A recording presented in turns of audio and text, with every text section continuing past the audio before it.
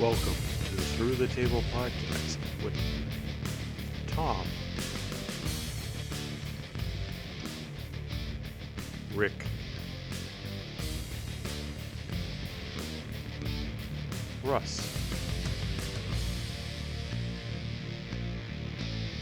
JL, and Brian.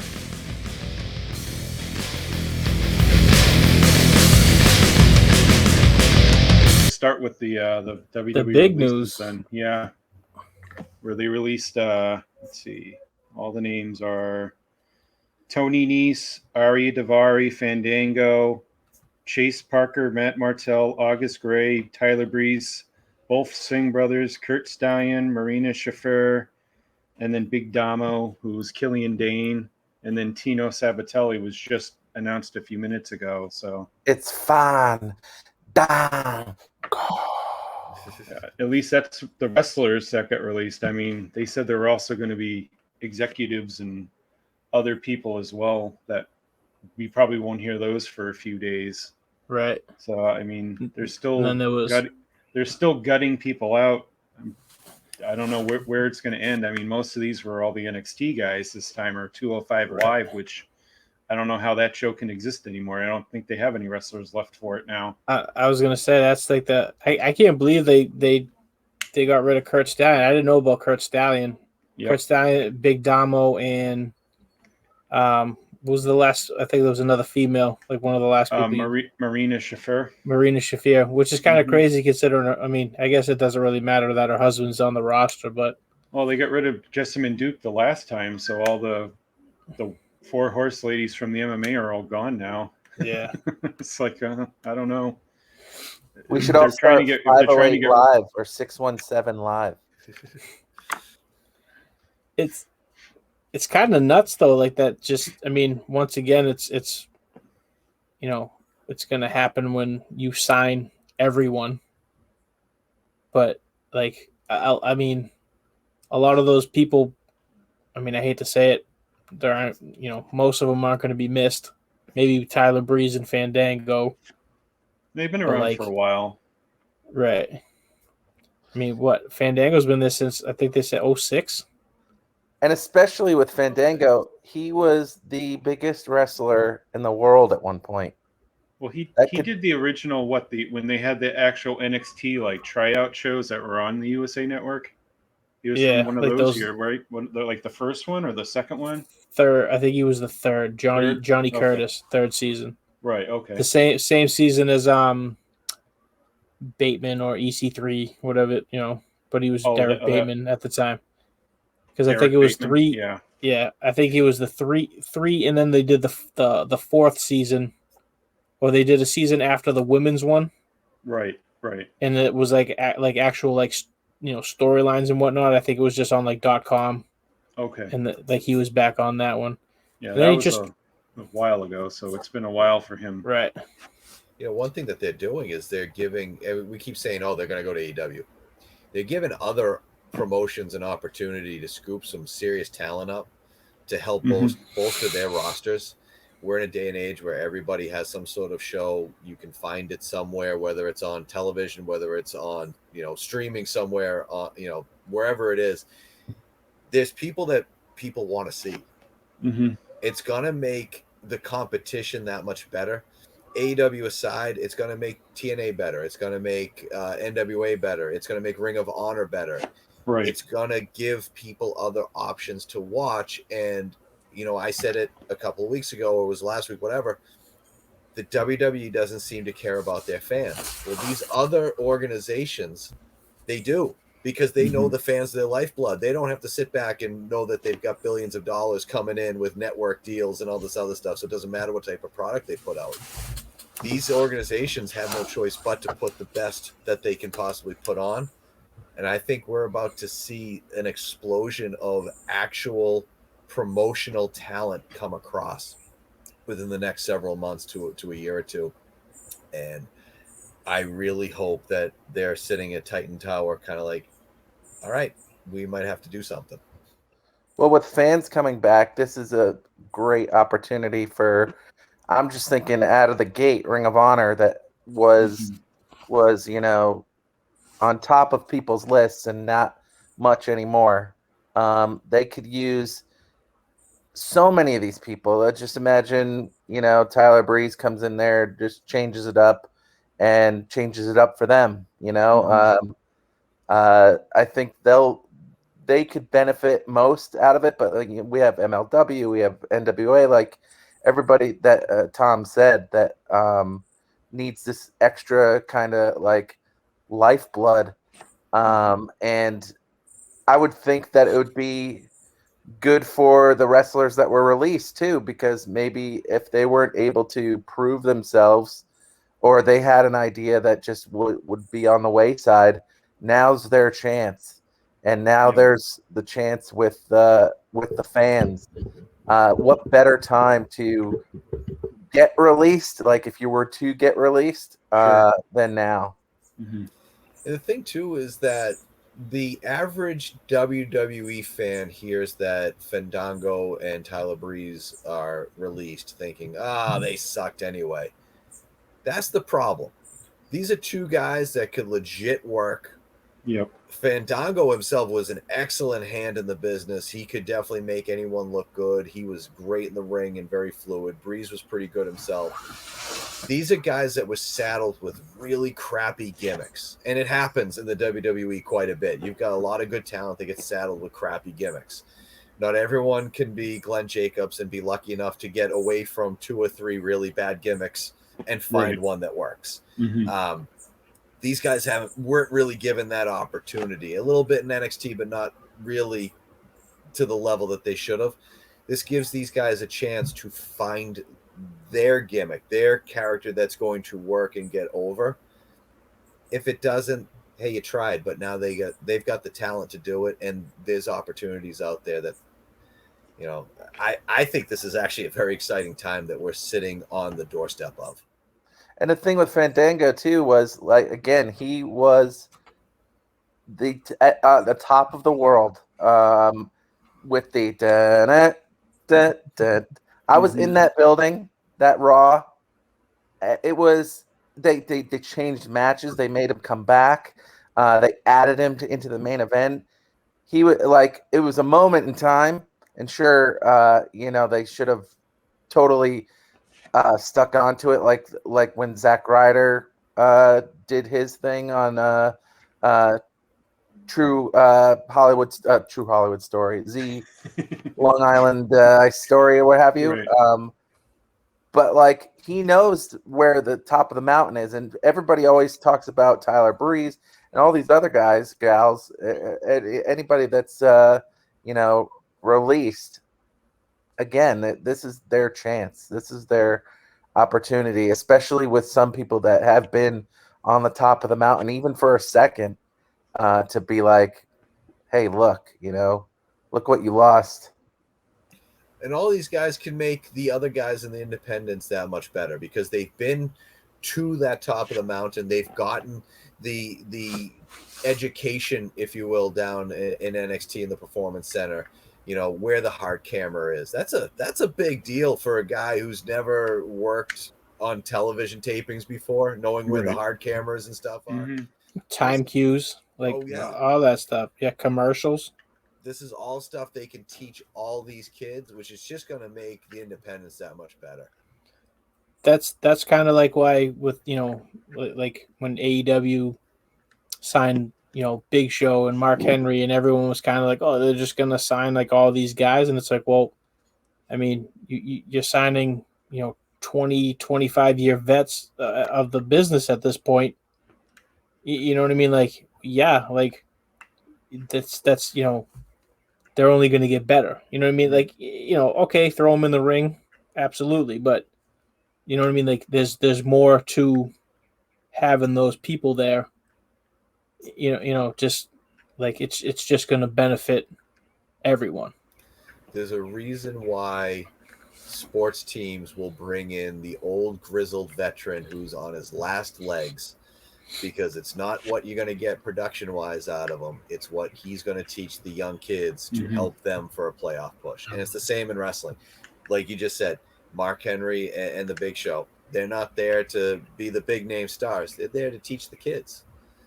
And now all these releases is going to be the exact same thing on the independents. Yeah, they're not the namesake of Big Show and Mark Henry and so on, but they're guys who have been there to teach kids who've, not even, sniffed the coffee, let alone had a cup of it. Right. Yeah, it's like, most of the names that are released aren't going to go to AEW, you wouldn't think anyways, just by looking at the list. Nothing against any of them. But, anywhere they're going to go, they're going to help because they've already been experienced to the TV side where as you've been saying, most of them haven't been. So, I mean, why wouldn't you bring them in? I mean, Ring of Honor could use a few. NWA has like no talent. They only have like 5-6 guys. Right. You get, say, 3 or 4 of these guys to come in, that could really, like Tyler Breeze and Fandango show up there. That's a big win for them. I mean, they know TV, they know all that stuff, but they're just names. Oh, wow, I'll go see what they're going to do there. I mean, it can't hurt them at all. It can only help. The only reason why I would see Breeze and Fandango in AEW is that they have a lot of friends there and a lot of influential friends. That's the only reason why I would see it. I was gonna say, I know Sean Spears and Tyler Breeze are they have a wrestling school together. They're like best friends. So I could see Tyler Breeze in there, but like a lot, maybe Damo. But other than that, I really can't see, a lot of them going to AEW, but which is fine. I know we don't really talk about Impact much, but like look at Brian Myers. Like he's, you know what I mean? Like I don't know if being a main event player at Impact is something nowadays, but like I just feel, he's I guess getting a chance to run with the ball a little bit. I mean, they're not putting the belt on him or anything, but I feel like, he's shown way more personality in just, his work, like in the the amount of time he's been at Impact than probably his whole WWE run. Probably, yeah. It's probably been his high point so far. I mean, he got a tag title run, but he's now on his own, and even if he's say upper mid card for them, that's big for them. He's a name, everyone knows who he is. Even if you don't know it's Brian Myers, you know him from the podcast or you've seen him in WWE. People recognize who he is. Like I could totally see him beating Kenny at some point. I mean, I don't know how long. You don't think so? I don't think they let him beat Kenny. I don't. But he could be the champion. I just don't see him beating Kenny for it. Some like 3-way kind of. Possibly. But that's what I mean. I could see him being the one to like take it off of Kenny. Is what I was trying to get at. Sure. No, I understand what you're saying.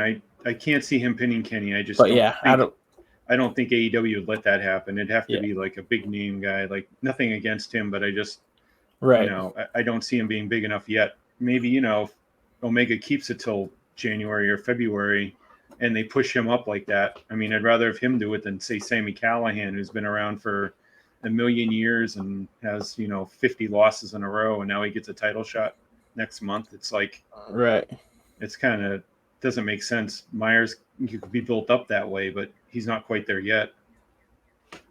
I think at some point too, maybe sooner than later, this they'll just go to AEW is gonna possibly hurt people, because I would think there would be this expectation. Oh, I got fired or I got let go. I'll just get into AEW. But like Tony Khan might just be like, no.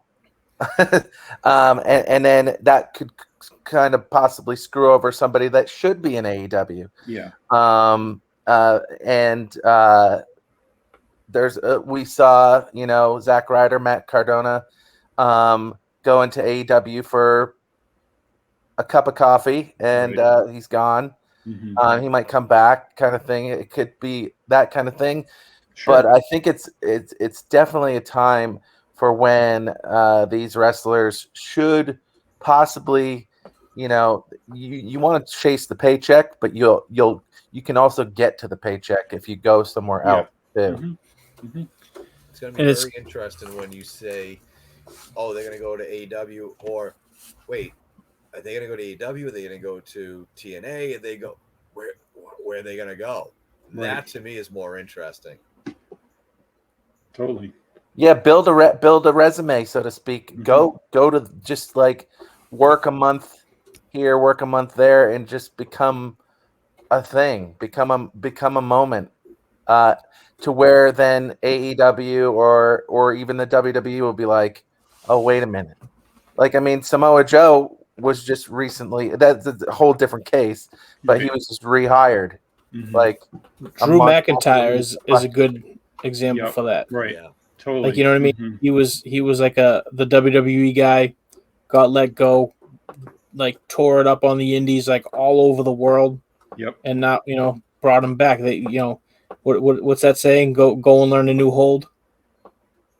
You know what I mean? Like, and that's basically what he did. You know, he reinvented himself. Now he's main eventing WrestleManias, and Mhm. you know, and like you know what Russ was saying, it's like they, you know, leave the WWE. Like, it's not the end of the world. You know what I mean? Like, if you know, like I said, go the indies, tear it up, learn some new stuff, like build a character, or you know, just work on yourself, and just, you know, put yourself back out there. You know, I mean, how many people get rehired by the WWE? Like, it happens all the time. Sure. You know what I mean? Like, it's not, you know, like you said, it's not the end of the world. I think Macho Man is the only one that never came back. That's some trivia. Probably one of the few. Yeah. And Shane Douglas. I mean, even the Ultimate Warrior made it back eventually. A couple of times. Vince had a special thing for him, though, that I don't understand, but I don't know. Well, see, well, I guess the Fox thing counts for CM Punk for coming back. Kinda. He won't admit Kinda. to that, though. No, he won't. No. It's totally different. It's totally different. I guess we Completely can different. we can loop in the on this topic the Raw writer there who said she didn't understand what wrestling was, thought the champion was a big black guy named Bobby Ashley, and close. went out there and said that, and then today she gets released in WWE saying that it wasn't because of that whole situation. She said. So for Russ has one, more on I that. mean, how could it be not? Yeah, Right. right. Exactly. for one, what she said was probably true. But two, I wish I heard her actually say it. Mhm. I probably should have just pressed play because it's out there. Oh, is Because it was on a podcast or whatever. Okay. Because she is a comedian, so maybe she. I mean, it's you know, it's a racist joke if you call Bobby Lashley Bobby Ashley, Yeah. for one. But Oh. she could be joking, you know, and a bad joke. But Very being bad a joke. comedian, Yeah. especially on a podcast, Mhm. when you read these things and hear these things, it's two totally separate things. Sure. And especially working in entertainment, and we at my job we talk about the Kardashians and all this other random BS I'm so sorry. that is true, but the headline, you know, changes it up, because a Right. lot of times you're in the supermarket and you read the headline of just like blah blah blah, like kills blah blah blah, and then you're like, oh my god, did you hear about this person who died? What? And then you read it and it's like they killed on stage. Right. It could be that kind of thing, but this took a life of its own. And Yeah. sure, she could have easily. I'm not defending her or not defending her or whatever, Right. but it took a life of its own. Totally did. And now she's fired, maybe justly, but maybe not. Like, it should be interesting the next couple of weeks. Like, and this is probably going to make her into somewhat of a temporary star, and you know, get another job, or it could be a comedy routine that leads her to something else. So it's very interesting that this became a thing. Yeah, there'll It be should more become coming a from thing, it. but Right. I mean, it's crazy. Mhm. It's not the first time that you hear that they've hired writers that have nothing to do with wrestling or anything like that. One of my all-time favorite comedians, Patrice O'Neill, didn't get the opportunity he should have. He was a writer for the WWE for a while, and he used to tell these stories all the time about how Stephanie would fire him like 5 or 6 times within a 24-hour period, and then just rehire him. Like, she would constantly, Patrice, you're fired. You're not doing this right. You're fired. And he'd start walking away. She'd go, oh, no, I'm kidding. Come on back. And he literally would get fired like 5 or 6 times. I think he only worked there for about a week. He wasn't there long, but at least he knew the business. And that's something he would always say. Is like, yeah, I was a wrestling fan. I knew who the people were, but I'm a comedian. Freddie Prinze Jr., when he was writing for them, he knew the business too. He was a fan of wrestling. Right. So it made sense. They want to be a production company. They want to be an entertainment company first and foremost right now. So hiring these comedians and so forth makes sense. Russ, I didn't think of the Bobby Ashley thing. And all I could think of now is Ashy Larry from the Chappelle Show. And I really want Bobby Lashley to start implementing the line, he's going from ashy to classy. They're going to totally bring this up on Raw or SmackDown as like some sort of joke or bad joke, or just someone's going to reference this. I believe that it's going to. Corey Graves will for sure. Yeah, it's going to kind of get. It already has a life of its own, but it's going to get another one. And then I'm sure, in AEW, Chris Jericho is going to say something. It's gonna live a little longer. And that's the thing. I don't think it had anything to do with her getting fired. Anything to do with what she said. I think it's the fact that it has a life of its own. It's got out there. They hate this type of stuff. They hate this type of publicity, and they just don't want to deal with it. And this is what they do about it. I feel like though, if they hate this kind of publicity, maybe they should stop talking about. Well, like, there's a difference between not knowing what you know. Like, sure, you should totally know about wrestling if you're writing about wrestling, but the writers of A Quiet Place don't know aliens, and they write about it. So there should be kind of like a mid zone, but a lot of times, obviously in the WWE lately, they have hired people that don't, and you need that, but it should be a different kind of stigma if you're hired from the outside world. I think. I'm not saying she should be like familiar with like Karl Gotch and Lou Thez, but at the same time, I feel like she should at least know the person that she's writing for, like their last name. Yeah, totally. At least have an idea of what it is you're working on. Right. It's like a science teacher teaching math.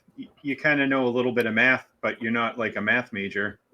What happened? Yeah, because you'd think you'd know about it for getting the job in the first place. Like, you're like, we're not going to be, hired to make Barbie dolls because someone's going to knock on our door and be like, "Hey, you would be great at that." Okay, cool, let's do it. Like, that's never going to happen. Like, so she must have known something about something, but who knows? Yeah, I don't know what they're looking for. That's like me signing up for like I'm gonna just go work at Jiffy Lube and just start working on cars. You know what I mean? Like or we're gonna have Tom be a heart surgeon tomorrow. Right. I could do that.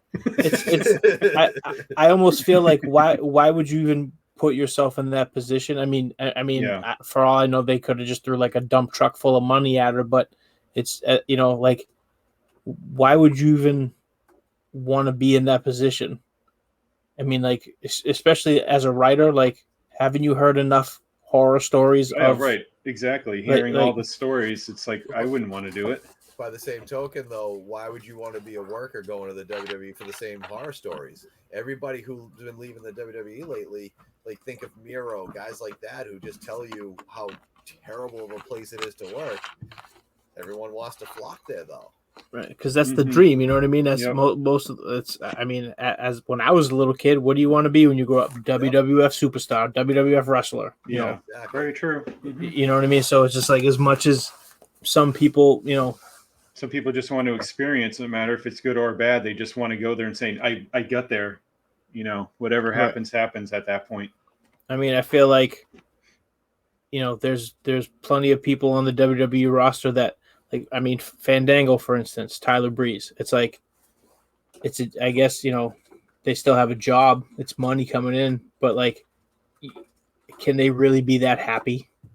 You know what I mean? Like, I mean, maybe Tyler Breeze and Fandango is probably not a very good like example, just because it seemed like they were just doing whatever the hell they wanted down in NXT. Mhm. But you know what I mean? Like, but just like a lot of those like kind of, you know, Like a kind of Mustafa people. Ali, where he's been jerked around so much, and he says it all over Twitter and Instagram all the time. Like, let me do something, give me a chance, and they'll give him a chance for 1 week, and then he's off TV for the next 2 months again. How about Right. these guys that show up every Monday night or Friday night with the hope and expectation that this is the week they're going to get used, And they don't. and they're stuck in catering, Mm-hmm. sitting around. Buddy, look, I get it. There are people out there that's going to say, but that's a great gig. They're getting paid to not do anything. When you're a worker, you want to work. You Mhm. want to be in the ring. You want to be entertaining the crowd. When you're a musician, you want to be on stage. You want to Yep. be entertaining the crowd. If you're digging ditches all day, yeah, maybe you want to get paid to not do anything. I get Right. that. But these guys want to work. Because it's comfortable to complain. Every Mhm. job, good, bad, or ugly, it's comfortable to be like, oh, this sucks. This person sucks that I work with. Well, then do something about it. Yeah. But then you Yeah. don't because it's comfortable. Oh, well, I'll do it next week. And sometimes you need the kick in the face Yeah. or the kick in the ass to get fired. And then where you're just like, oh, I need to do something about this, because anybody could just be going in Tyler Breeze's ear and anybody else's ear and being like, you know, you'd be so great. You have so many connections. You have so many this, that, and the other things. It's like if you break up with somebody too, like, oh, this is not going to be your last person. It's all right. And you know, it's the worst thing ever. And then the next thing you know, it's the best thing Right. that's ever happened to you, kind of thing. Right. So Sure. You'll get through it, and Mm-hmm. right. You It know? sucks. It sucks, but Oh, you'll sure. get through it. Yep. you know, I mean, like, and you know, there's like that small group of people that, you know, that didn't, you know, care about it being the you know, like the CM Punks and you know, like Zelina Vega. Zelina Vega would rather, you know, stream on Twitch. You know, she probably made more money doing that than her contract. You know what I mean? Mhm. So it's just like, it's not about the money. It's about the, you know, like the, you know, like it's kind of like why Punk left. He's, you know, he wanted to be used properly. He wanted to, you know, main event of WrestleMania. I don't see, you know, you guys use me properly. Like, what's the point of me being here? Mm-hmm. You know, I'm out. You know, it's like Tom said. It's not about the money. Some people want to work. Yep. And sometimes it's like oil and water too. Like I look at the Punk situation where it's just like, okay, you got this WrestleMania match, you became the champion. Like, what the WTF? Come on, man. Because he actually never went on last. I think that's what his whole gripe was about. Which I mean, yeah, you didn't get on last, but you wrestled the Undertaker. You know, you had Living Color play your music out. You know what I mean? Like it's you know, stuff like that. Fans love you, like right. It's not like they were wrong. just crapping on him. Like Yeah. you know, he had one of like the, you know, the year he wrestled Jericho at WrestleMania. Yeah, that wasn't the main event. He was, you know, he retained his title at WrestleMania. Like, sure. You know, yeah, it wasn't on last, but I mean, there's, you know, it's not everybody can go on last that. to somebody, because after they watched his match, they were satisfied. Right. I mean, think about it, like Shawn Michaels Undertaker. That didn't go on last. But do you remember the match that followed that? I don't. I don't either. You know what I mean? Like it's kind of the same thing. Like that CM Punk with Jericho match. I don't remember who what that main event was. But I remember the Punk Jericho match. Mhm. Right. And wasn't Rock Hogan not the last match too? Yeah, that Yep. was mid-card. Hello. Yeah. That was actually fairly early in the card, if I remember correctly. It wasn't in the last hour. I don't remember what match it was, but it was No, earlier. I think that went second to last because I think right it? after that was Jericho. Was it the Jericho Triple H? I think right. Yeah, I think they had a women's match or some cool down, and That's then probably yeah. and then Every WrestleMania blends into my head now. I can't remember them apart half the That's a good time. point. There was a time where I could recite them all, and now it's just Well, yeah, some now shows I could, like up to a certain number, like the old ones I remember, but 20 something on, it's like I don't. They all blend together now. I couldn't tell you which one was which anymore. All right, so we can go on to the next topic. I guess these are will blend together. Where Fox and It's like the USA WrestleMania. weren't happy that they were each getting their own, or USA wasn't happy that Fox got their own Hell in the Cell match, that they demanded one the day after the Hell in the Cell pay-per-view. And where Peacock was like, why did you take the Reigns match off the pay-per-view and put it on Fox? So all three carriers are not very happy right now. I love this. I absolutely, positively love this situation. They give a random the main event of the pay-per-view onto a Friday night. Now, who cares about the pay-per-view? That was the only match that was actually interesting because it's the Reigns gimmick that I'm enjoying. And then they just piecemeal a Hell in a Cell match together on a Monday night just to make them happy. And in the process, they're pissing Peacock off. It's like, when you're getting money from multiple sources and you have to keep them all happy, it just doesn't happen. It's like having a wife and two girlfriends. Good luck. Yeah, let's try that. Let's see what happens. Go ahead, Tom. You do it. Excellent. Finally, permission. Do you think Xavier Woods just like showed up to work Monday and they were like, "Hey, do you want to do a Hell in the Cell?" Like how does that even? You know Apparently, what I mean? Like, no one knew what the lineup was until 5 o'clock. And that happens a lot now too. I mean, for the last couple of years, where it's last minute, there's no long-term booking. There can't be now because money's coming in from Peacock, money's coming in from Saudi Arabia shows, money's coming in from Fox, all these places. Blood money. That the money talks. So Flair Hogan is going to be next week on Raw, so I can't wait for that. I don't know how they're going to be able to please everyone without basically just doing whatever they want from now on. They might as well just all right, this Fox guy, you're going to represent your network now, so you book the show. This guy's from USA is going to book the show. This guy from Peacock's going to book the show.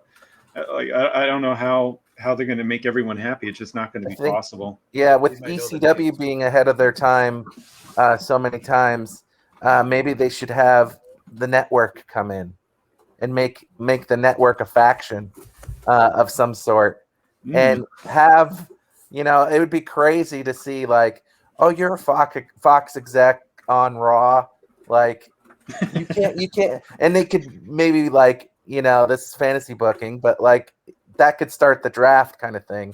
Like, why are all these Fox execs in the front row watching this Bobby Lashley match kind of thing? Didn't they do that for a draft?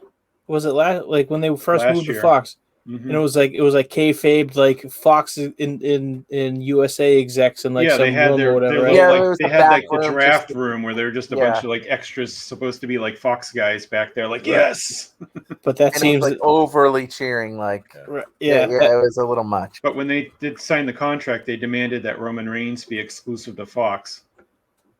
That was like the one Fox thing that they wanted, and USA let them do it. But now it's like on this draft, it's like you're almost going to have to be like, all right, I don't know who gets the right. Peacock say we want all these great matches on here. You can't give any to Fox. You can't give any to USA. It's and then the wrestlers. It's like there looks like Drew McIntyre is probably going to go over to the SmackDown the way that he's being used right now. But it's like, what's USA going to want in exchange for him? Like, it's like we're not just going to give up one of our top guys for like Bobby Roode coming over in exchange for him like they would do in the past. Right. Poor Bobby Roode. Isn't Peacock and the USA Network, aren't they under the same umbrella? Isn't that Yeah. both Universal? Yep. Mm-hmm. So you would think that at least they wouldn't be so upset, I guess, at each other if it's still kind of under the same umbrella. But I mean, I can see the Fox thing, but at the same because they have the network, and each is a little bit separate. It's all under one umbrella, but they're like different parts to it that if they're losing subscribers because they're paying a ton of money for subscribers and you're giving it all away on free TV, their subscriber counts are going to go down. So that's going to affect their bottom line. So that's why they're like 11 o'clock. Yeah, go on. No, you're no. 11 o'clock news hates Peacock because there's no lead-in anymore because you can just go to Peacock and watch the show the following day or stuff like that. Mm-hmm. You can watch the Tonight Show on Peacock. Right, exactly. Most of the news' ratings would happen because people wouldn't just turn the channel; they'd just get up and do fall asleep. Yeah, exactly. And now fall asleep with the news on. That's why they're in a no-win situation. If you got Raw's ratings are down, Peacock's subscriber ratings are down, Fox's ratings are down. You can't just cater to one. You've got to cater to them all. But then you cater to one, and they get mad, and they get mad, and it's like it goes around in circles after a while. When they signed this Fox deal, I remember saying to a couple of buddies, I was like, "This is going to be a bad situation for them by the time this contract is over." It's kind of like one of those baseball contracts where you sign Albert Pujols for 10 years for a boatload of money. By year 8, 9, and 10, he's going to be a shell of himself, and it's not going to be a contract. He's worth about $100 now. Yep, that's exactly what this deal was to me. Where the later end of the deal you might still get the same production quality, but there's going to be a lot of issues that are going to come with it, especially where Fox was already saying, you guys have to be at a 3. We need you to be at a 3 rating every week. And I don't think we're close to it. It's under 2 now. Yeah. The last few shows before this past week's one, it was like 1.85 and like 1.89, which is nowhere near a 3. It's amazing. Remember the Monday Night Wars? Remember Raw would get like a 3.6, Nitro would get like a 4.3. That's how many people were watching wrestling at the same time. Now we can't get like 2 million to do it. No. Like look when NXT and AEW were having their Wednesday war, which wasn't really a war, but you're maybe 1.5 million to 2 million people watching in total. Yep. Yeah, That just shows you how much the numbers are down. It's people don't watch it live all the time. You watch it on DVR, you watch it on the apps. So, I mean, there's a million ways to see it. Not everyone's numbers are going to count anymore, like the old days where you watched it on cable or you don't watch it at all back in the mid 90s or whatever, or earlier. If you don't see the show, you don't see the show at all. Now you can kind of cater to your own style when you want to watch it. Yep. But so is that what we're saying? They're not watching Raw at all because their +7s basically a few 100,000, which is really terrible. I was just going to make the joke. So we say basically technology ruined wrestling? It's not helping. Definitely not. Well, at least in that sort, it's not helping. It's helping us as a fan to watch it because we can just get it everywhere. I can watch every New Japan show live on New Japan World now at 3 a.m. Where 10 years ago you'd have to wait for the tape or someone to illegally post it on YouTube. Yeah. You'd be 3 months behind waiting to see all the shows. Now you subscribe on their service and get the show live. It's like, oh, that's sweet. And it makes it so much better too. Like when you were waiting for it, because even if it was a mediocre match, it would still be like, I'm still watching. This is so good. Yeah. And I mean, the recent AEW pay-per-view is great. And I would have eventually seen it, but I ended up going to the movie theater to see it.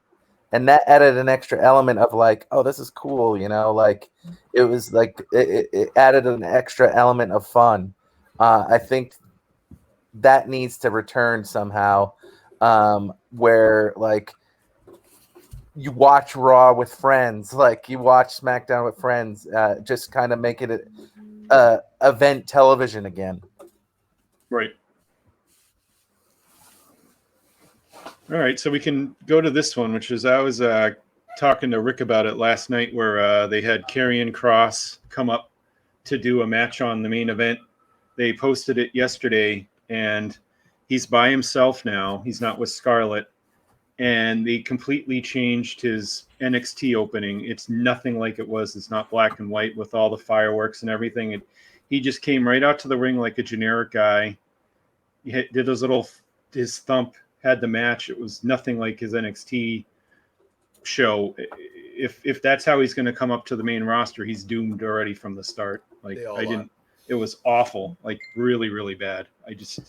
I don't understand what they're doing. I just don't get it.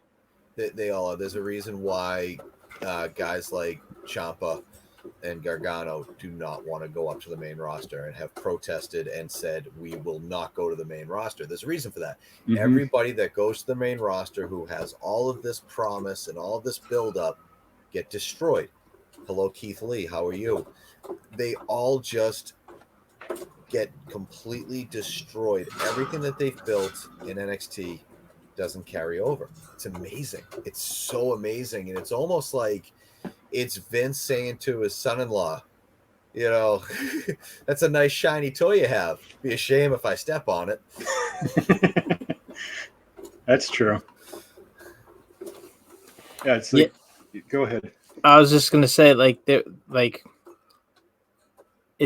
I almost like, there's just something about Cross that, I mean, he's, you know, great, you know, like he has a great look.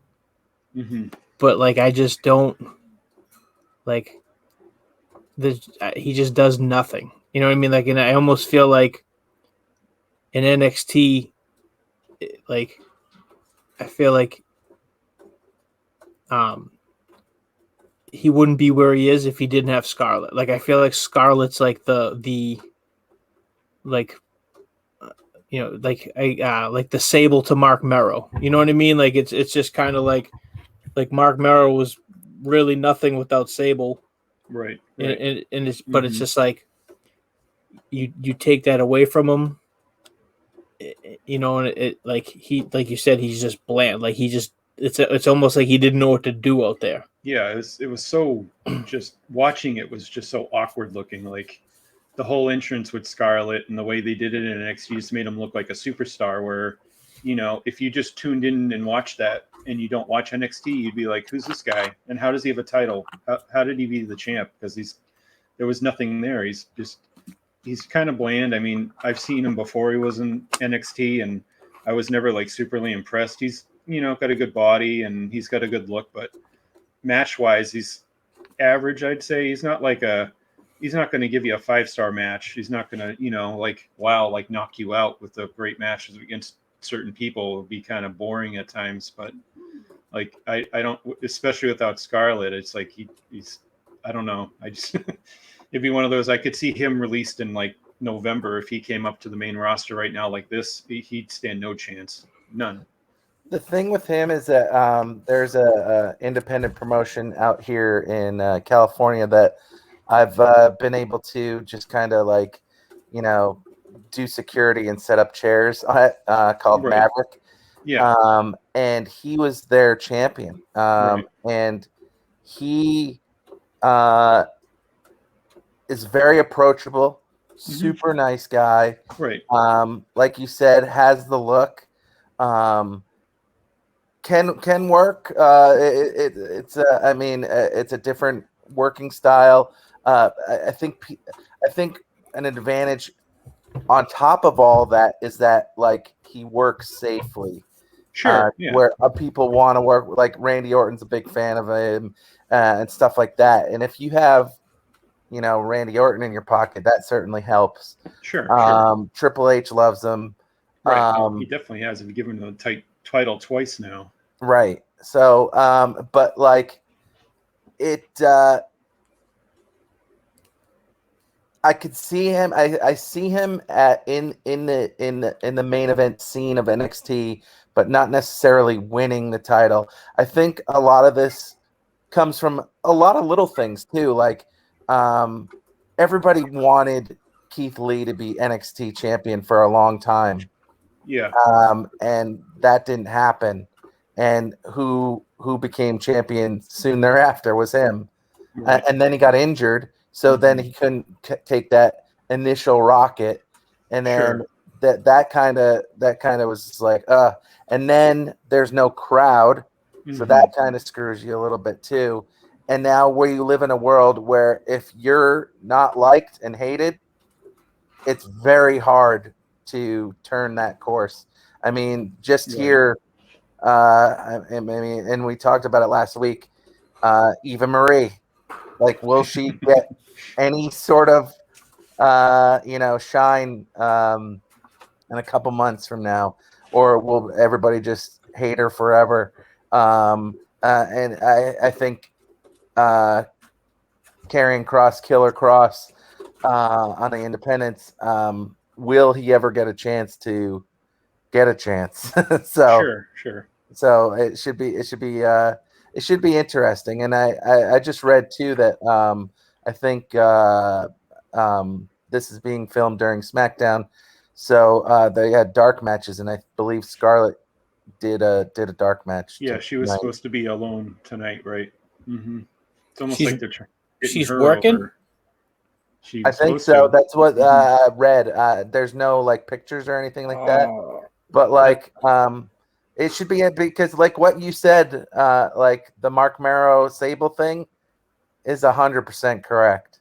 I never thought of that, but that was a good one. Yeah. that just popped into my head. It literally popped into my head. I was just like, oh man, it because it makes is. total sense. I But could see Vince sign both of them just to get Scarlett over Karrion Cross. I mean, because he loves the women, and if he knows that they can make them money, it's like, all right, well, we want to get her in, we'll bring her in, but then we'll separate him at some point somehow. And he's trying it this way.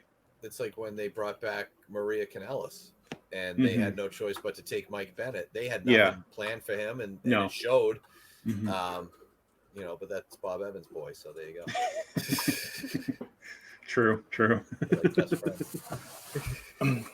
See, I don't even think Scarlett's that like special. Yeah, I guess is the word. You know what I mean? Like it's. I see the Mark Marrow Sable comparison, but at the same time, like I don't think Scarlett's anywhere close to where like what Sable was at the time. You know what I mean? Like, yeah. I mean, granted, it's very different attitude era from now, but sure. like I just, I don't know, like Sable. At one point, it almost seemed like she was bigger than the WWE. Yeah. But like, someone said that one time that like they're like now like with the way the company is, like nobody in that company will ever be bigger than the WWE. Like, you know what I mean? Like The Rock was bigger than the WWE. Stone Cold, Hogan. There's I don't think there will ever be like another like character or wrestler or even valet that will transcend that. Like the China documentary. I was watching that the other night. The same thing. Like there was a point where like China was bigger than the WWE. And I just don't see. I don't see that in anybody on the roster, and I don't know if that's like WWE's fault or like they're doing. You know what I mean? Like where it's it's all about the company now.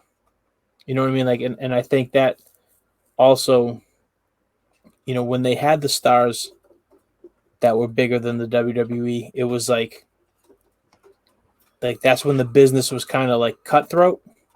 You know what I mean? Like now it just seems like, you know what I mean? Like you don't hear of like backstage heat, you know what I mean? Like, all like these wrestlers are mad at each other because of, this one's taking the spot. Like now it's just all like, like you spilled juice on my PlayStation. Like you know what I mean? Like it's just like stuff like that. Like you don't Right. like little things. right. So it's just I don't know. I just don't. I just can't see anybody like bringing in those 5 million viewers, and getting Raw or SmackDown a 3 rating, or I mean, at this point, they would love a 2. Right. So it's just kind of strange. I just don't see why you would put your NXT champions on main event. I mean, it's good to showcase them, but you're showcasing them every Wednesday night on NXT. Right. Like why do you need to put them on a basically a web-based show? I don't even know what day it drops. Like, you know what I mean? It's just I only knew because I looked it up yesterday. It drops on Thursdays and it's on Hulu as well. Oh, okay. But who watches it? I don't know, because usually it's like right Mustafa Ali and Ricochet, Tony Nese and Ricochet, and not anymore. It isn't. Yeah, not anymore, right? But it's like, those guys were always featured on it, basically. Almost like week in, week out, it was the same 4, 5, 6 people.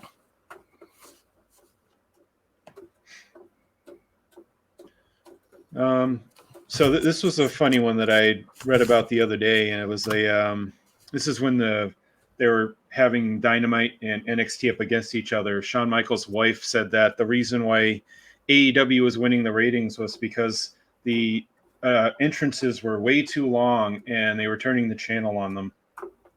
And Shawn Michaels brought it up to Triple H, and I guess a couple of weeks later, that's when they started to shrink the entrances down and show more action. I don't see why that would have anything to do with ratings, but they listened to her. Is she a former Nitro girl? Whisper, baby. Yes, she was. Yep. Man. I think, well, with NXT's entrances, those are action-packed for the most part, sometimes themselves. Right. If you're flicking through the channels, you're like, what the hell is going on? Like, Karrion Cross's entrance is awesome in NXT. Mm-hmm. And just like, so I would think that, you'd want to stay put. Right. I think the opposite. Yeah. There's some entrances you want to see. I would want to see the entrances if they're getting rid of them. Like what? Oh, you can have more action and more matches, but that's not always a good thing. I have been noticing that they've been doing that. Like they've been coming back from commercial and somebody's already in the ring. Yep. Mm-hmm. And just I feel like there's a lot more jump starts. Yep. I have like once you sent me that article, I was just like looking back and I'm like, oh man, that's really a thing. They just did it like at the snap of a finger too. It wasn't like a gradual thing. It just boom. It was like a totally just the show changed. I was kind of like, this is fun that this was brought up, because like I'm gonna put two things that I guess they'll go together in a little way. The other day I saw Fast 9, and it's like action, goofy, fun, what you'd expect, what you wouldn't expect, but by not what you're not expecting, you expect it. Sure. So say that 10 times fast. Yeah. But I was thinking, like, for some reason, through that whole time, I was just like, what if this was, probably because John Cena's in it, but I was just like, what if this was a Monday Night Raw? Mm-hmm. This would be awesome, because, like, 1 second, something's happening, and then just Vin Diesel will walk in somewhere, and it will just be like, how the hell did you get there?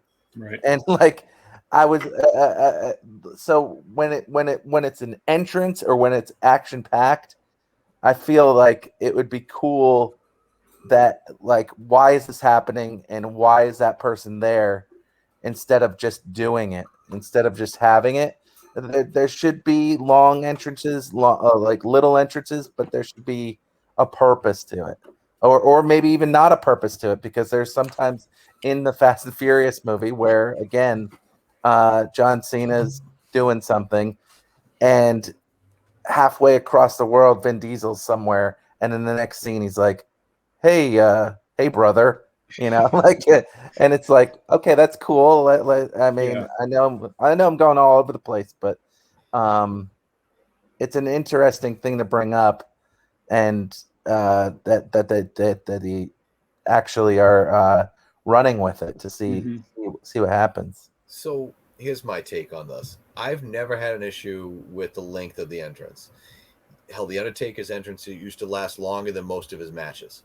Yep. But it was a purpose to it. Right. It filled you with something, whether it was absolute fear of this guy, whether it was, oh my God, here he is. There was something to it that excited you. What bothers me about the entrances nowadays, the entrance itself now always has to have a gimmick. It's not just, I'm coming to the ring, look at me. Like Shawn Michaels come to the ring would do something different every time. Mhm. Ric Flair throw his arms out, whatever, do something different all the time. The greats would do something different. Now everybody has to do these freaking theatrics. I was watching NXT. There was a women's match on, and both of them just come out, and they're doing these stupid theatrics and the hair flipping and all this. Stop freaking posing. You're not on the pole. You're not on the damn pole. We don't need it. Just come out.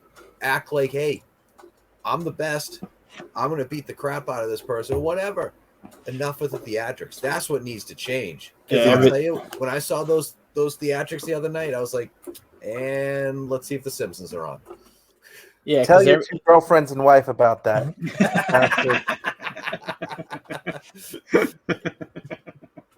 Yeah, like the entrances are just, they almost seem like a dance routine. You know what I mean? Like Charlotte for the longest time, right? She would come to the ring, she'd do like a cartwheel and then like a back roll, and then she'd get in the ring, and it like, now it's like she does the heel thing. She gets the ref to come over, sit on this rope, let me in the ring.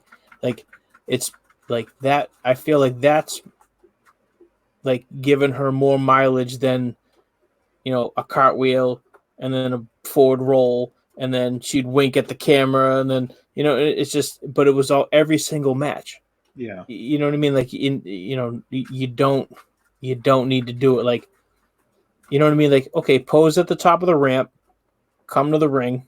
You know what I mean? Like Stone Cold, he'd flip everybody off. He'd throw the belt into the ring, stand on the corner, and that was it. And everybody loved him. He didn't do it like a dance routine. He wasn't, it's everything's just too contrived, I think. Well, you need some sort of Triple H blowing the water out in the sky, but then you also you can't do it all the time. But like it's fun when Triple H does the in the sky, or he's just about to do it, and then his opponent just attacks him from behind. Yeah. Like your opponent should know your entrance and take it to their advantage somehow to get a step ahead.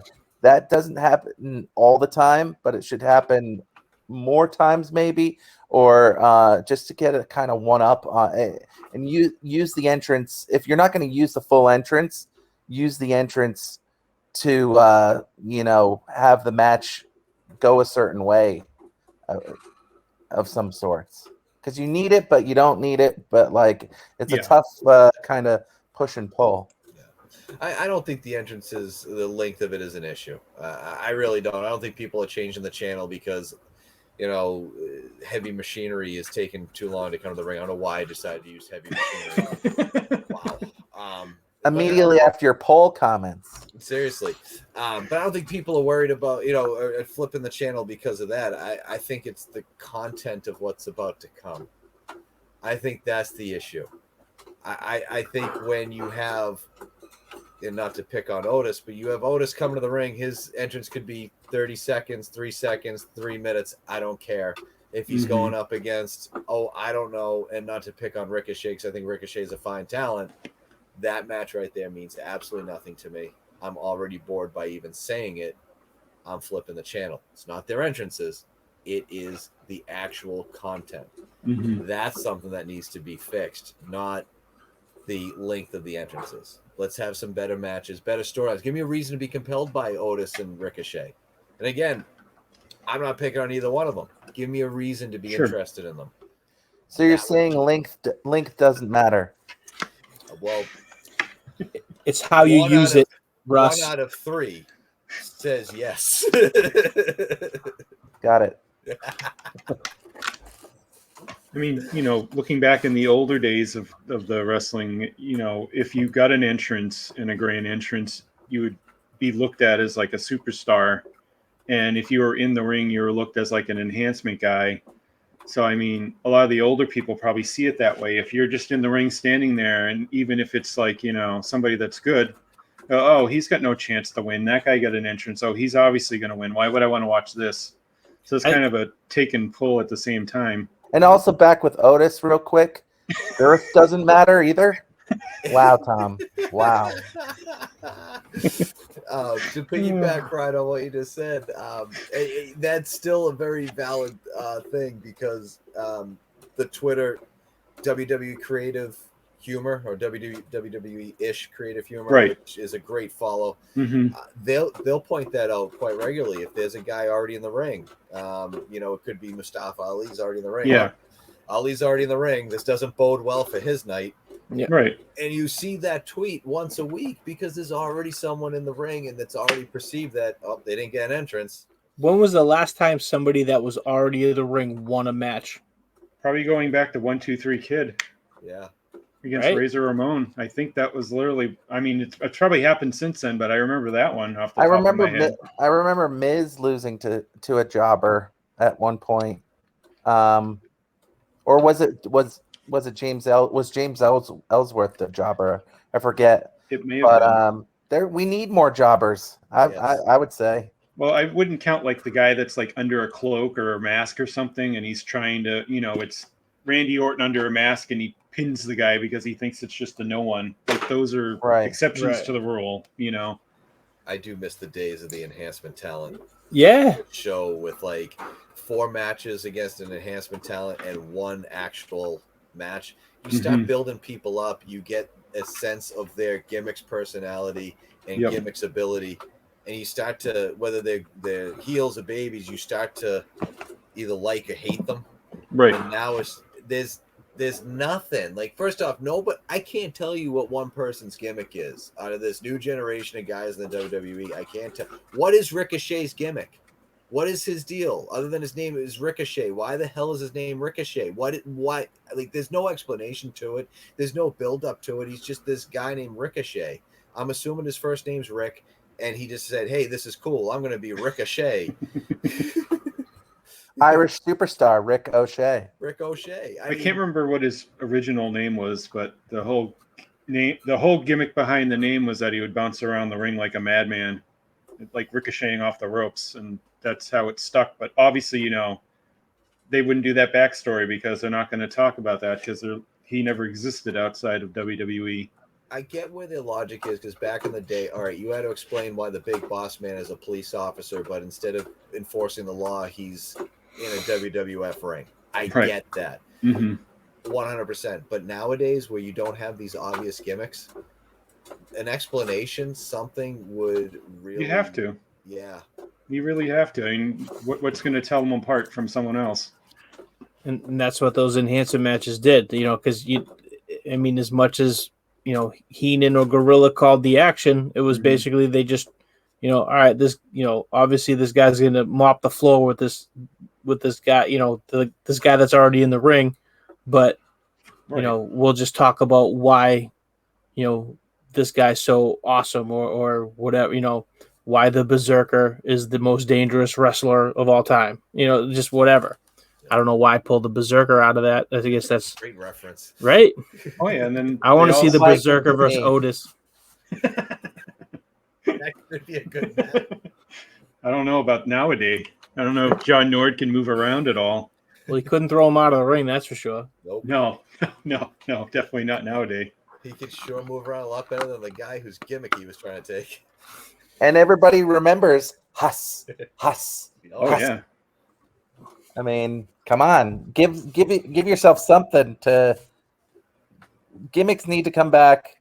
totally. Jobbers need to come back. hmm And not like Chuck over on the Saturday top night gimmicks needs to come either. back. We don't need hog farmers or No, things like Trash that. men. Yeah. or what is his like name? The Goon, The Goon TL TL Hopper. Yep. We don't need that stuff, Mhm. but like, why am I going to invest 3 hours of a Monday night on these people when they all kind of seem the same? Exactly. Because they are all the same Yeah, at this point. they're all They're- interchangeable. 5'10", 190 pounds. They're all like kind of the same weight, height, and all that too. Yep. Same move set. But even like the promos, they all have the same cadence. They all have the same delivery. It's you can just tell that they're just like memorizing stuff and Yeah, just that's regurgitating it, Mhm. and that's it. I'm so glad you brought that up. So this is something I wanted to bring up tonight. So last week, I saw on the AEW's Twitter, and I think I mentioned this to you guys last week, that their Twitter team is doing they're far better. The Santana Ortiz FTR promo that they did, it was a 2-minute video, completely sucked me in. WWE hasn't done anything like that. There's never been a build-up for a match in years. You don't have a build-up for a match. This 2-minute video that wasn't anywhere but on their social media got me so hyped up. I actually cared about FTR. I don't think I've cared about FTR since they took out the guy that tried to attack Bret Hart.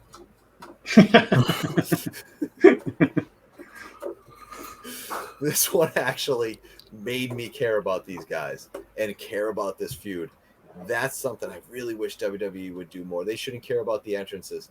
They need to care about the actual product and the content of the product. Then people will stop changing the channel. Yeah, it's the content, exactly. Like it's going back a little bit, with it all ties together, but like when AEW was like first dealing with the pandemic, those first Dynamite shows, they reminded me a lot of the old NWA studio tapings, like because that's what it was. It was, they had the main event, which was always like a pretty much a name versus a name, but for the most part, those earlier matches was for enhancement talent. Granted, a lot of those guys are on the roster now, but you know what I mean. Like all those, they were just at the time they weren't though. Yeah, right. 5-6 minute, just get the AEW talent over, and it worked for a while. You know what I mean? It carried them through the pandemic. And it's just you take 12 weeks of television in 4 days, and half your roster isn't even allowed to travel there. You've got to put together shows because at that point you didn't know if you were going to have them or not. Right. You could have been shut down for 6 months. You don't know what was going to happen, and they were just using the local guys in Georgia and Florida that they could use. It was smart and it worked. I think the lack of enhancement talent has also hurt a lot of the main roster talent because you have guys like Cesaro who have to take a loss the majority of the time because it's such as the previous pay-per-view. You have to give him the loss because you're trying to build up Rollins going into SummerSlam. You got an enhancement situation every week. You can build him back up. He can take that loss and it's not as devastating. Instead, it's this Cesaro. It's another loss. He's not believable as a contender to Reigns because he wasn't when they tried to put him with Reigns a few weeks ago. It just we all know the type of worker that he is. The regular fan doesn't, and it's just like he doesn't have a chance. He's not going to take the title off of him, right? Think about back in the late 80s, early 90s, when it was those like the superstars and wrestling challenge, and they had the all the jobbers and stuff, and it was like maybe it was because I was still a kid or wasn't smartened up, but like I remember watching those shows in all those, just all the superstars beating up the job guys, and then like you go to like the Royal Rumble, and now it's like pretty much you see who's in the Royal Rumble, you know who's going to win. Like back in those days, it was just like you almost kind of like, wow, anybody could really win this. I mean, granted, we knew like now it's like, okay, Hogan's gonna, Hogan was gonna win that or whatever, but it's like, as a kid, it's like, oh man, the Berserker could win this, or Axe and Smash could win this. You know what I mean? Like it was just, and I think that's one of those things is you have guys beating jobbers or locals or whatever, and it just made everybody look believable. Besides, without enhancement talent, Bob Evans wouldn't have had a cup of coffee in the WWF. I mean, look at the old like Iron Mike Sharp. He was over. He never won a match. You go to the Boston Garden, he'd get more booze than some of your mid card guys, just because everyone hated him and wanted, with his whole thing. But he never won. Won one or two matches here or there just to keep him a little bit. But he'd get so much heat at the show putting over CV Offie or whoever the heck he'd fight that week. Right. But all those guys, you used to remember Barry Horowitz, Terry Gibbs, all the Dwayne Gill, the local guys. Dwayne Gill, Barry Hardy. Well, you'd hope that like maybe they could even do something with a 205 Live type show where, I mean, people would complain, oh, this guy's so great on 205 Live, and you just bring him up to do the job on Raw. But like, you could make these guys into something to where when they do job for Cesaro or something like that, they still mean something because they can still have a good match with Cesaro. Right. And then you can and then you watch 205 Live and see how they pick themselves up. So, like, it would be cool to see if we could kind of use all their like main event shows and that kind of thing to build up these Barry Horowitzes or anything like that, and just kind of all these people that were released today. Yeah. I mean, just call somebody, weird Jimmy Pants, and like come in and just just be like this wacko person and just be like, oh, that's person's cool. They're probably going to lose, but I mean, just use what you got. Yeah, they have so many guys signed in developmental right now that aren't even on TV or anything. Just have them. How else are they going to learn? Put them up there on the main roster to do some of the enhancement stuff. You build them up like what AEW is doing with Dark and Elevation a little bit back, where they build up like Red Velvet, and now she's up on the main group of the girls there fighting for the titles and up in the mid card. When she started, she probably lost 8, 9, 10 matches in a row, but now she's credible because people know who she is. They built her up the right way. I mean, look at Britt Baker. You know what I mean? Like, she lost that match to Thunder Rosa, and then it was like, next thing you know, I won 9 matches on Dark. And like now she's the champ. Right. You know what I mean? So it's there's benefits of having shows like that.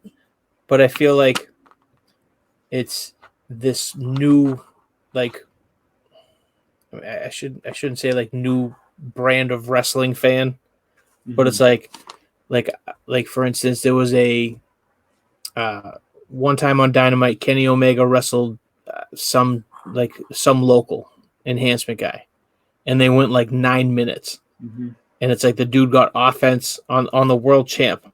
Yep. You know what I mean? It's like. And it, like, there's this whole like group of people that they want that 5-star Kenny Omega match every time he wrestles, and it's like you can't always have a 38-minute 5-star wrestling classic on free television. Right. You know what I mean? Like there was one, like when they did the. What was it? It was like the World Title Eliminator Tournament when Kenny Omega won the tournament. His first match was against Sonny Kiss, and it lasted maybe 25 seconds. Right. And it's like one move or something. Right. And it's like that's what it's, sometimes you need that. Oh yeah, yeah. You know what I mean? Like, so, it's like, sorry, Ryan Nemeth, but you're not getting offense tonight. We're gonna, that's what's going to happen. Mhm. Sorry, but I don't care that, your Twitter followers want some epic, 38-minute match where you kick out of my finisher 42 Right. times. And it's just, we don't need that. Just sometimes you just got to get dropped on your head and pinned and go home, get a paycheck. Yeah, like when Lance Archer worked in there when he first came in, he worked Marco's stunt. He was throwing him around like a lawn dart, where the week before he was bumping, Chris Jericho was bumping for Marco. Right. Like they had Archer come in and just wipe the floor with him, like how you should. Not oh, Marco didn't get to have his 3 minutes of offense. It's like you don't always need to have that. It's just because his fans or followers or the internet community wants to see it doesn't mean you always should have it. Right. And I feel like what I call it the PWG mentality. You know what I mean? It's like like WWE. It's like, they have, all right, you're in the first match. Don't go to the floor. No dives. Nothing like this. It's just like PWG. It's like, okay, you guys are the first match. Just, go ahead and just fly all over the goddamn building. Mhm. And it's just, and that's what it is. Everybody just wants to have the great matches and nobody wants to actually like further storylines and and it's just like you can't do that in a worked sport. I'm gonna throw this out there. Is Steamboat and Savage a 5-star match if they didn't work enhancement guys leading up to that and build themselves up? Meaning if they're just having matches against each other leading up to their big match at WrestleMania, is their match as good as it is? Because you waited for it. There was an anticipation for it. There was a build-up for it. They both beat enhancement guys leading up to it, and that match was unbelievable. Mm-hmm. Nowadays, like, look, if you go back, we've said enough about the Kevin Owens Sami Zayn match from this past pay-per-view. If you actually watch the match, that's a really, really good match. Sure. Mm-hmm. They always put on a good match. It was such a who gives a shit moment, though. There was no build-up. There was no lead-in. We've seen them wrestle each other a million times, literally a million times on TV. So who cares? Right. Even if it's a 4-star match, whatever. We've seen 85 of those from them where if they had a one-time match or wrestled 2 or 3 times over the last 5 years, it would mean a lot more. Yeah, as you said. Mm-hmm. Totally. Give me a reason to watch. Give me a reason to not. That's a big difference they had back in those days. That's why they had those matches. You didn't give out the big match every week. You built it up to 6 months down the road. You'd get that match, but you had to get there first. It felt like Earthquake versus Hogan was like 2 years in the making. I know it wasn't, but it felt like it was 2 years in the making. Yeah. They are literally making matches the night before a pay-per-view now. Or the night of. Yeah, the night of a pay-per-view. Or during. Yeah. And it's like, who's in the back? Owens and Zayn, get out there. What? It's funny too, because I used to get so mad watching pay-per-views with my brother. We used to get so mad because they would show like the promo package for the match. Mm-hmm. We'd always be like, look, we already bought this. We don't need to see this. We already bought it. And now I would kill for that instead of these guys have a match tonight. When did that happen? Right. It's just like I'm trying to figure out how to put this into words. Girth and length. Oh man. No, it's like when it's like the Drew McIntyre, Randy Orton, like, you know what I mean? All of 2020. It was every single month. They wrestled like 5 or 6 pay-per-views in a row. You know what I mean? It's just, and then like Randy Orton loses 5 times, And then finally, that 6th time Hell in the Cell, he just randomly wins the title for and I think he had it for what, maybe a week or 2 weeks. He lost it on like a Raw. You know, but it's like, like you wouldn't see that back in the day. You know what I mean? Like if this was now, like, you know what I mean? Piper would have had the belt. Orndorff would have had the belt. You know, he probably would have lost it to Bundy like 2 weeks before WrestleMania. You know what I mean? Like Hogan it's would just have been a 25-time champion. right. Yeah, there'd be belts on the corner as you walk out to the entranceway. Just grab one on your way out. Oh crap! I grabbed Piper's belt by mistake. So it's just weird how it. I mean, maybe it was it's the Monday Night Wars kind of ruined everything, where every match kind of had to be. Every match was like almost what they call the main event. Yeah. Right. But it had to be. Yeah. You had to keep people from turning the channel, and Yep. now it's got to a point where you have to keep people from turning the channel again, and they don't know how to do it. It's almost like they forgot. You got to figure out something. It's funny too because Triple H had lobbied to bring back enhancement talent. He had he had lobbied for the whole thing to happen again, and apparently that fell on deaf ears.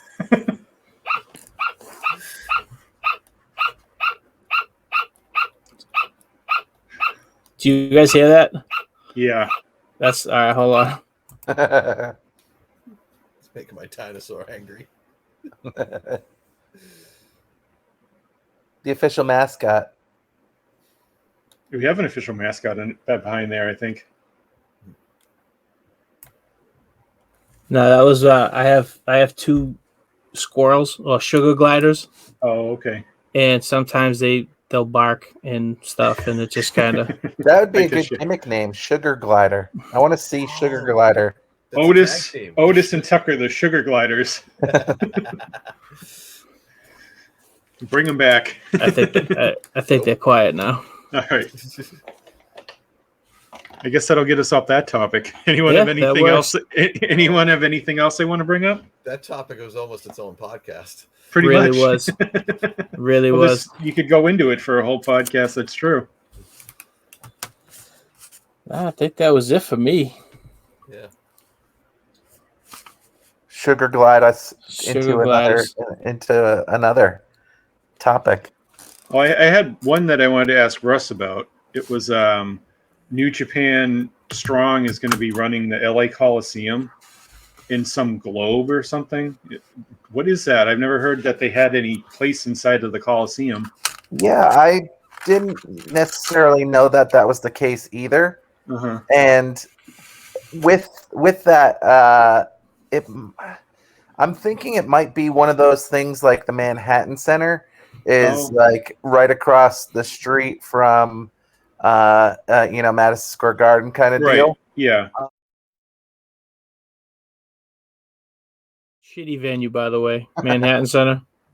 Terrible. Well, the Coliseum is Not much any better. right. The USC Trojans football team plays there, and that's about it. Because right next to it is a soccer stadium that they just built that is just like really, really awesome. It can't be that big of a venue, but big enough to where I have to investigate it a little more on what it could possibly be. But because I've never been to that venue other than just going to a football game. So there's on their website, there's like a picture, and it shows like a stage next to the entrance, the big entrance that they have there with where the torch sits. Mhm. And all it says is the torch coming soon. That's all it is. I guess it's on the outside, maybe to the side or something. I didn't know anything about it. So I guess, and it might be something recent too, because Yeah. like there's a huge right next to it too is a huge museum, science museum. They have the okay. Endeavor there, Mhm. and so there's a lot of room to have a lot of room. Right. So there's definitely a chance for them to go somewhere if they're outside, inside, adjacent. Maybe it could be like a Daly's Place type situation where Right. It looks like it's outside, like right against the wall of the stadium, but I don't know. That's why I was curious. It's kind of and odd. I'm I've curious never heard too. anything about it before until they said, "Oh, LA Dojo or whatever Yeah. presents the show at the Torch on July 14th." I'm like, "What?" Right, because they've They're never doing been there before, and Uh-huh. then for like my job that will usually go to events. Right. There's never been an event at that location. Mhm. So I mean, one, it must be cheap. Um, I would think so. Yeah. and not that I know New Japan's finances or anything like that. I'm sure they're doing well, but I'm sure it's cheap. But there's a couple places that wrestling happens in Los Angeles, and that's not one of them. So Yeah. they want to make that their spot. That's cool. They might I'll be, give it a shot. It Because says brand new, so I mean, it probably hasn't. There may not have been anything there yet. right. So yeah, it should be interesting. I have to investigate it a little more to give the full answer. Sure. But Sure. and I even might go to the show too. So Nice. first hand experience. So It's going to be a big show from what they're saying. yeah. When's the date of it again? I think it's like July 14th. I want to say. Oh, okay. Yeah. So if I could make it, I don't see why not. Now that's going to be out there like American August. talent, It's right? August 14th. Sorry, I'm a month ahead. It's August Okay. 14th. But they promoted like Moxley's going to be there, Jay White, the Good Brothers, Tom Lawler, and other surprises from New Japan. I don't know who exactly, but they said other people will be there. It will be packed because I haven't gone to a PWG show in a long time. But they had to change venues. So they have more people. But those tickets are stupid expensive now. Bar wrestling used to be the new thing that was just so great. And then Joey Ryan had to get in trouble. So that and the spot that they had it at is now out of business. So it's like so there's room for something else to kind of show up in the independent scene out here besides PWG. So it's New Japan, not that they're independent per se, but if they want to come in here more often, I think they can certainly do that. And then the Maverick promotion where Karrion Cross was in, they were starting things up, and those were fun shows. Yeah. So maybe they'll come back too. So it should be interesting in the next few months to see. Think PWG said something about in July their reboot or whatever they want to call it is. I don't know where or when exact dates. I just think they said July. And I'd like to go, and I remember going when it would be, $25 to get in. 50 maybe on their big shows, on their like Battle of Los Angeles shows.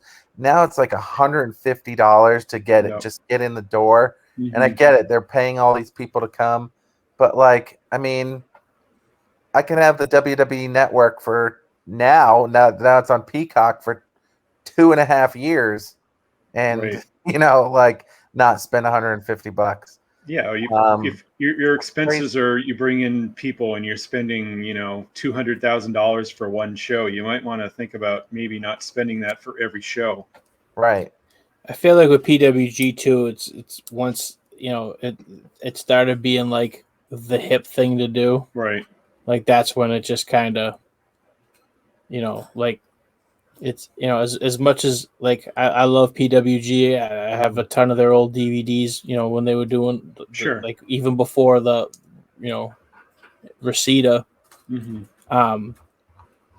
But I just feel like it was like once like Sofia Vergara showed up, like that was it. It was just like once after that, it was like tickets were just incredibly hard to come by, and it Yeah. just But it was and tiny then too, wasn't it? It was Very I mean it's tiny. yeah, it was like an Elks Lodge or something, right? Yeah, Right. we Or did. like a, It did. So I've gone. I don't know if anyone else has gone or no. No. So, it was like like a VFW. Mhm. Would hold 500 maybe. It would be like walking into like a dive bar kind of thing. Yeah. So and it was just in a neighborhood next to a CVS, and like it would be a CVS, that building, and then like a retirement home. Oh wow. And it'd have a big parking lot. The parking lot was bigger than the actual place, right? venue. Mm-hmm. At that point, everybody that we know and love now or hate was Right. in there, Mhm. having these amazing matches. When I first went there, since I'm so used to going to ECW shows, and the East Coast fan, Yeah. way better. Uh-huh. Like the West Coast LA fan was just like really lame. It was like a great show, but the fans were lame. And then that changed to where the fans got better, and it was the same product Smart and the marks. same price. And then it got better, and it was like, okay, Yeah. cool. I could do this every month for $25 and have a good, like, it would go on forever, but like Yeah. Yeah. you'd be there for 4 or 5 hours, but it'd be fine. Mm-hmm. And then it just started getting ridiculous prices, and then everybody left, so Yeah. you had to just kind of like reinvest in these new people, which some became people that you would like, Sure. but you wouldn't do it as much. Mhm. And that's when bar wrestling came in, and Yeah. that was just kind of like the shining light, and it was just like, oh sweet, we have bar wrestling, we have, which was like $10-15, Right. and they would have everybody Mhm. still there too, that you'd get at PWG anyways, and it would just be fun. And then there would be celebrities at the PWG, and it would be the cool thing to do, kind of thing. Macaulay Culkin would be there, like just like all these like random celebrities would be there and stuff like that. But now Yeah. it's in a new venue that I haven't gone to for PWG, and I'm sure I'll go to another PWG event.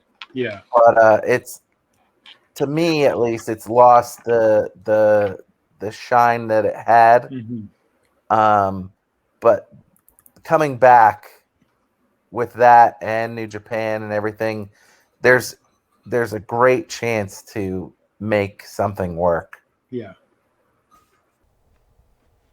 Thank you for listening to Through the Table podcast with Tom, Rick, Russ, JL, and Brian. Catch us on Twitter and Facebook. Please like and subscribe. Thank you. Till next time.